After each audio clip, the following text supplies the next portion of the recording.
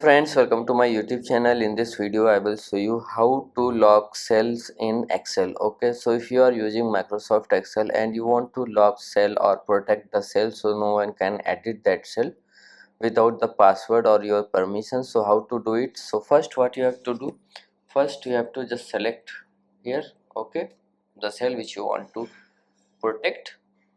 Okay, then you have to just go to format and go to format cell, and here you will see locked option is unchecked. If it is unchecked you have to check it.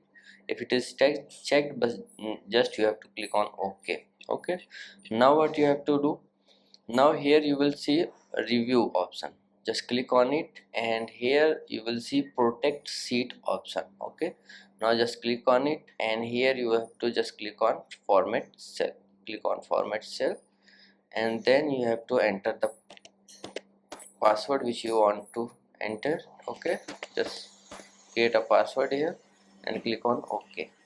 Now if I want to edit this, you will see this is the message. The cell or chart you are trying to change is protected sheet. To make change and protect the sheet, you might be requested to enter the password. Okay, so like this you can lock any cell in Excel. So if you like this video, please like my video and also subscribe my channel for more videos like this. Thanks for watching.